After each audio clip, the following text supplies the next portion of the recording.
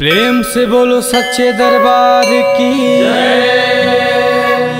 अष्टभुजी दुर्गा महारानी राउर सिंह सवारी और लाल ध्वजा और लाल टिकुलिया राउर छवि निराली मैया हो देवी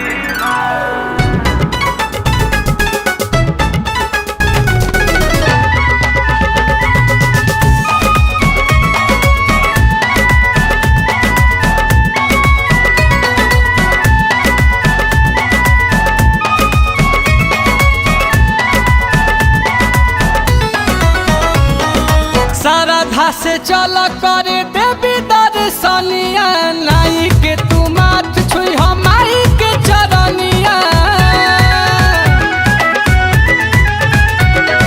श्रद्धा से चल करे देवी दर्शनिया नाई के तू माथ छुई हमारी के चरनिया दिह दर्शन सरकार हो तोहे दिह दर्शन सरकार चल सच्चा दरबार महिमा माई के है परम पार माई लगे है बेड़ा पार महिमा माई के है गहमया पार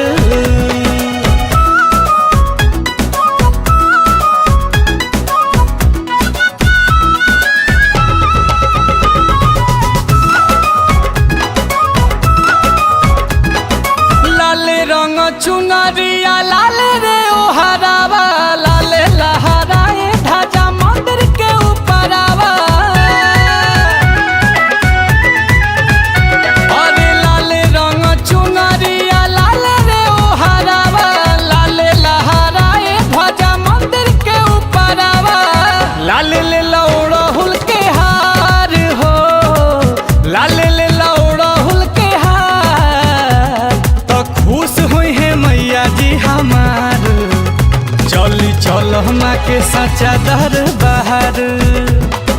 माई लगे है बेड़ा पार मैना माई के है गमया पार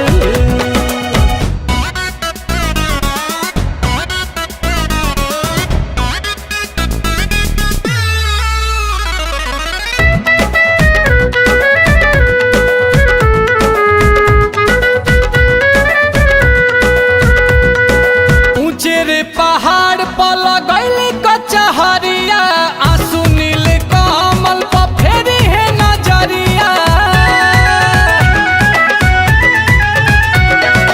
ऊंचे रे पहाड़ पर लगैली कचहरिया आंसू नील कमल पर फेरी है नजरिया दिहे जिंदगिया सवार हो दिहे जिंदगिया सवार जानेला सकल संसार मैया सब कर करेली उधार चल चल सच्चा दरबार मैया तोहरो